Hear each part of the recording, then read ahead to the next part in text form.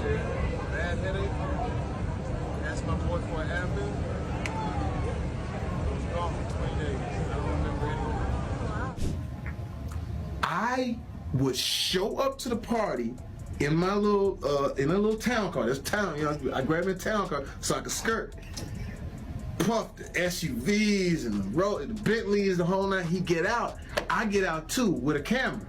Jamie Foxx states in the special that Diddy was responsible for what happened to him, and he is the one that called the FBI on him. So it looks like Jamie Foxx finally confirmed what we all suspected, that Diddy was allegedly responsible for his near-death experience in 2023. According to recent reports from multiple eyewitnesses during filming for his upcoming Netflix special, Jamie dropped some serious bombshells about Diddy's alleged involvement in his health scare and hospitalization. But that's not all. Word on the street is that before his hospitalization, Jamie had already started collaborating with the FBI and sharing recordings from those infamous parties Diddy used to throw back in the day. And now there are also reports surfacing that Jamie was allegedly given a laced pill just before his sudden medical emergency. Fans are now speculating that this was all part of an elaborate plan to silence him after Diddy found out he was working with the feds. Now you might be wondering why Jamie would go to the FBI in the first place. Well, considering the disturbing rumors surrounding Diddy, allegations about his connections to questionable activities, and even potential links to the mysterious deaths of multiple people, it makes sense that Jamie would want to protect himself, especially when you take into account that Jamie also has some allegations swirling around him about being an active participant in Diddy's freak-offs. And then you also have to think about the timing of all of this. Jamie's hospitalization came just months before Cassie dropped her lawsuit against Diddy. So was Jamie's near-fatal health scare part of Diddy's plan to silence everyone who could talk to the feds? What exactly did Jamie reveal about Diddy's rumored link to his hospitalization in his new special? Let's get into it. So they told me, I'm in Atlanta, they told me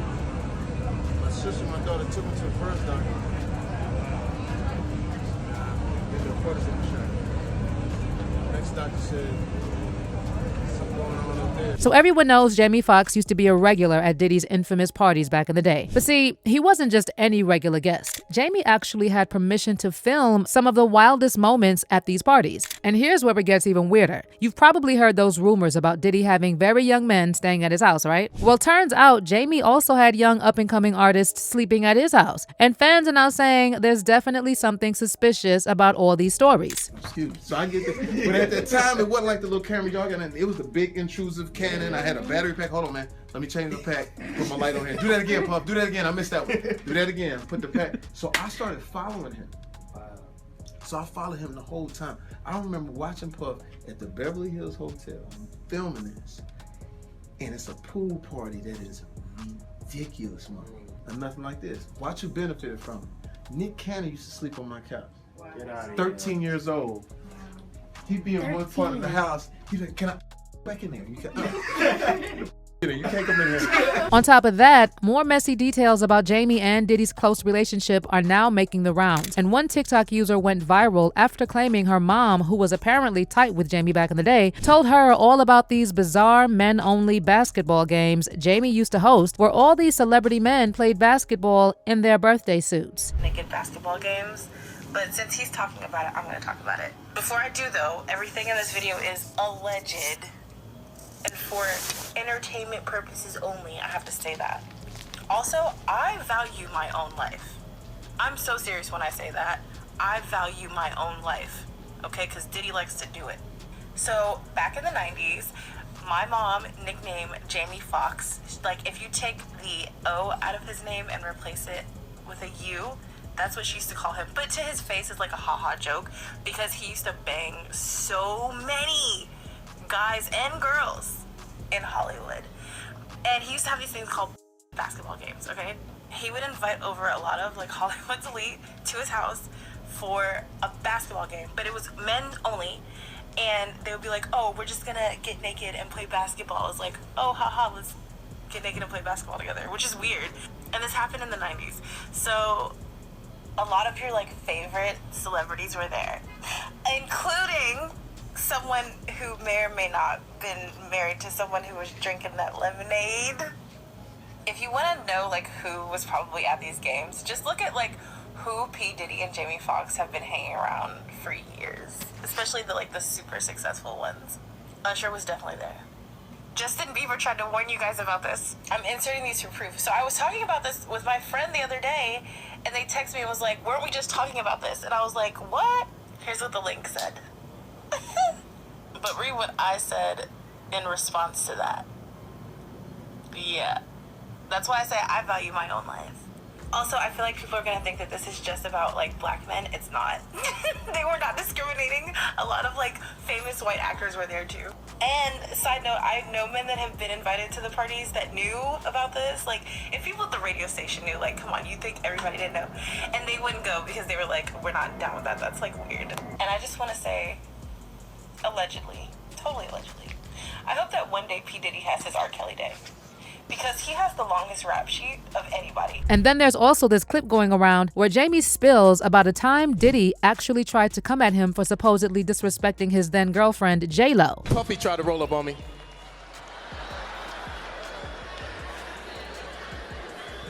It really wasn't him. I can't blame him. It was actually Jennifer that was mad at me.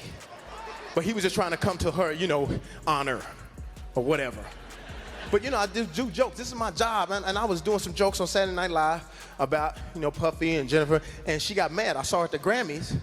And she was upset with me. Now, you know, I know Jennifer from In Living Color. I walked up to her behind the stage at the Grammys. I'm saying, hey, Jennifer, you know, what's up? She hit me with the beatbox. Yo, Jennifer, J-Lo. You know, hey, you know, what's wrong? I'm mad at you.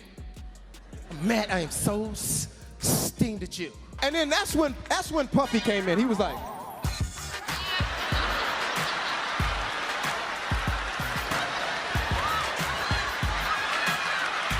take that, take that, take that, take that, take that, take that, take that, take that, take that. Puffy, over here. Oh, my bad.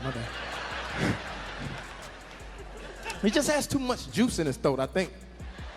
You ever meet those people that's got a lot of juice in their throat? They just juicy mouthed it. Bill, there you got a juicy mouth. Your mouth is juicy mouthed it. And keep in mind that Jamie loved talking about Diddy's parties and interviews and reminding everyone how he got it all on tape. I was throwing these parties at my crib, and I would always throw parties for like musical guys, you know. So I threw a party for Puff. Puff comes and big party. It's like 2,000. Puff is there, and it's all about him. And I'll never forget, he got mad at me a little bit because I would follow him, and I would actually follow him with a camera, because at that time Puff was the biggest guy in the world. You know, you couldn't even get in his parties. So the way I would get in his parties, I show up with a camera. Like, yo, Puff, you need to document it. And he turned around, what's up, Playboy? I said, yeah, let me get that, man. Ain't nobody getting this. And it wasn't back in the day with the camera phone. I had the big Canon that you put on your shoulder and the light, and I said, let me change the battery, let me get all this, right?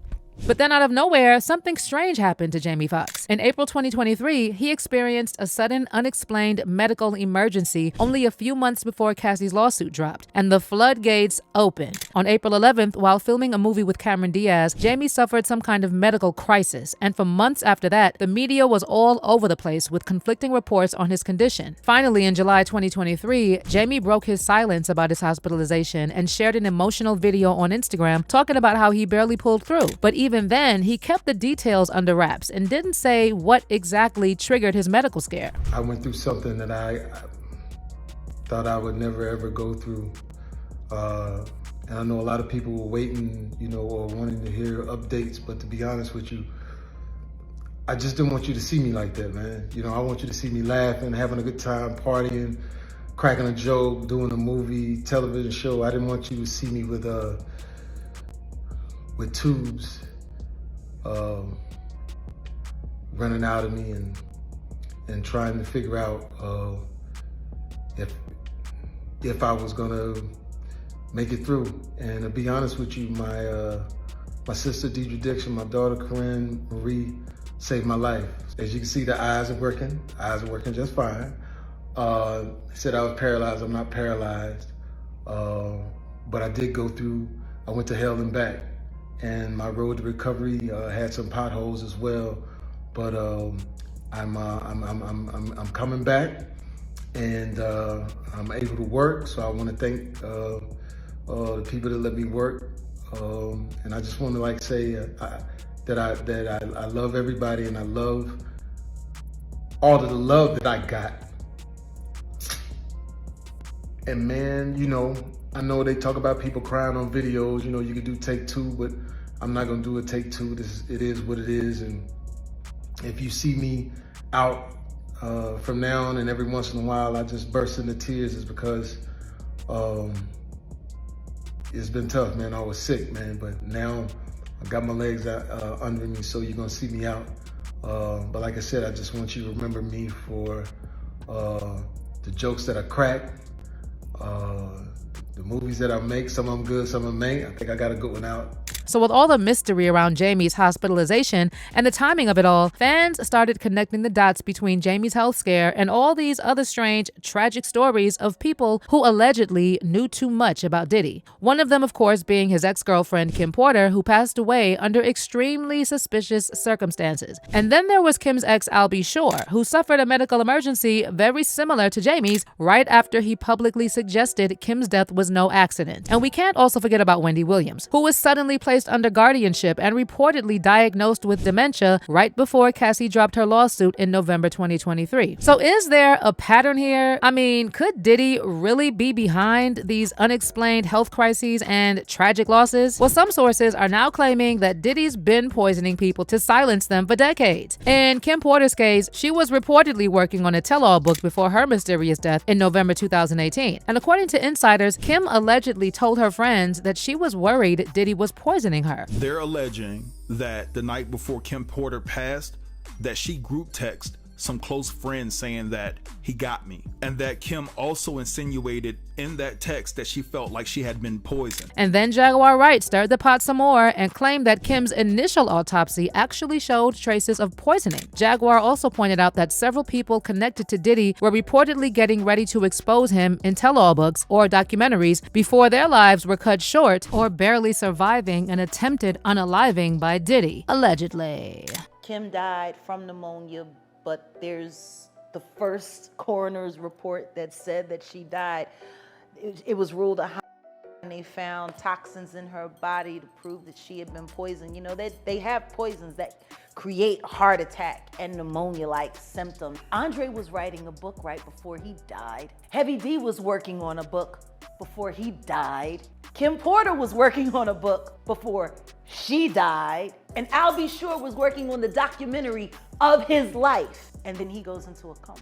Now, speaking of Al B. Shore, shortly after he went online claiming that Kim didn't die from pneumonia, he suffered a mysterious medical emergency very similar to what happened to Jamie Foxx. In July 2020, Al B. posted a throwback video of himself crying and wrote in the caption, "I just found this footage from the morning I learned of Kim Porter's and how it ripped the soul from my physical body." But Al didn't stop there. In November 2021, he posted this photo with Kim and their son Quincy with the caption, "She sent me this saying, life imitating art, art imitating life. Now it all makes sense. She told me other stuff too. She was running. I said, call the FBI." And in the comments, Al B also added, "You would never believe what she went through." Now let's dwell on this for a second. If someone told you their partner was mistreating them, most people would tell them to call the police, right? But when Kim Porter confided in Al B. Shore, he didn't tell her to dial 911. He specifically told her to go straight to the FBI. And that says a lot about what Al B. believed Kim was up against with Diddy. See, Diddy was rumored to have deep connections in law enforcement, so Al B. probably felt the local police wouldn't be any help at all. And this also explains how Diddy allegedly managed to get away with all sorts of criminal acts over the years, despite multiple people reporting him to the police. But here's where things get even weirder. Right after Al B. posted about Kim and her mysterious passing, he suddenly ended up in the hospital with a medical emergency that looked very similar to what happened to Jamie Foxx just months later. In the summer of 2022, Al B. collapsed out of nowhere while working in the studio, and he later fell into a coma that lasted 2 months. He was standing above me, I'm in a wheelchair,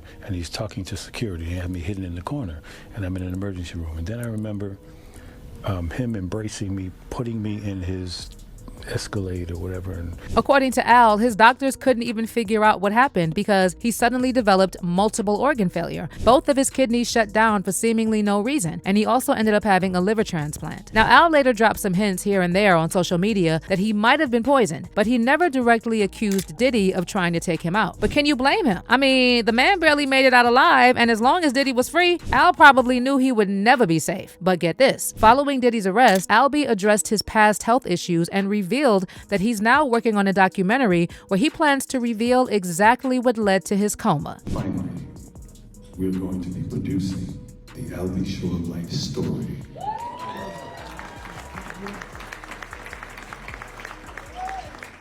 So hold on to your britches, and you'll really understand how I ended up in a coma.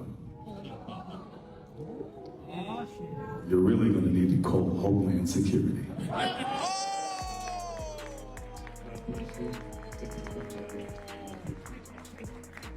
Now let's circle back to Jamie Foxx, because multiple sources have alleged that Jamie also fell into a coma after taking a pill that he thought was a regular pain reliever. So a few months ago, Jamie was spotted in Phoenix chatting with fans about his health scare, and he mentioned it all started with just a bad headache that had him asking for some Advil. Someone from his team handed him a pill, and the next thing he knew, he was waking up weeks later, completely in the dark about what had happened. But it looks like Jamie is still holding back some details, because he hinted that he's not ready to go public with what doctors actually told him. Last year, bad headache. Asked my boy for an Advil. It was gone for 20 days. I don't remember anything. My sister and my daughter took me to the first doctor. They did a cortisone shot. Next doctor said, something going on up there. But fast forward to now, and some shocking new reports just dropped alleging that before Jamie suffered that medical emergency, he had already started working with the FBI and giving out information about Diddy. Now, the timeline is interesting because Jamie was hospitalized in April 2023. Keefe D was arrested in September 2023, and then Cassie dropped her lawsuit on November 16th. And we're now hearing that the feds had been building their case against Diddy for a long time and had already started contacting witnesses before it all blew up in the headlines. So according to a recent report by Page 6, eyewitnesses who attended a recent live taping of Jamie's upcoming Netflix special, What Had Happened Was, claimed that Jamie told the audience that Diddy was responsible for his 2023 hospitalization. And one of those eyewitnesses was Choke No Joke, who told Comedy Hype that during the taping of his special, Jamie not only confirmed that Diddy was responsible for what happened to him, but Jamie also allegedly revealed that he contacted the FBI. Where they saying that they gave him some type of pill or something that knocked him out. But it all was alleged connected back to Diddy, right? Because something happened with Diddy and Jamie. Now, more recently, Jamie has a special coming out on Netflix called What Had Really Happened Was, and I went to the taping of it. It was 3 days taping. I went to the first show, I went to the last show. Okay. Jamie Foxx states in this, spoiler alert, but Jamie Foxx states in the special that Diddy was responsible for what happened to him, and he is the one that called the FBI on him. So it's got to be a joke, though, right? I don't think he was joking. Y'all can determine was he joking or not when you see the show. Because to me, I'm a new comedian, right? I've learned and learned from the game. I know when somebody's setting up a punchline, and I know when you're serious. And when he said it, I called, and I'm the one that called the He said, Diddy, is the one that did something to me or whatever. And I'm not going to give out, I don't want to give away his jokes or nothing, but after he said Diddy did something to me, he said, and I'm the one that called the feds on him. So everybody out here that's talking about Diageo, this, that, and the other, better go back and think about when that happened to Jamie and start looking at the chain of events. Now, I also want to remind you of this post Jamie shared and then later deleted, shortly after he was released from the hospital. In August 2023, Jamie posted a message on Instagram with the caption, "They killed this dude named Jesus. What do you think they'll do to you? #fake friends, #fake love." But it didn't take long before a certain group of people found offense in Jamie's post, and they called him out for being anti-Semitic. Jamie ended up deleting the post, and they even made him put out a statement apologizing to the Jewish community. He wrote, "To clarify, I was betrayed by a fake friend, and that's what I meant by they, not anything more." So with all this information now on the table, I want to know what you think about Jamie's health scare and the alleged connection to Diddy. Do you think Diddy really tried to take out Jamie Foxx with a laced pill? Share your theories and opinions in the comments below, and stick around for this next video.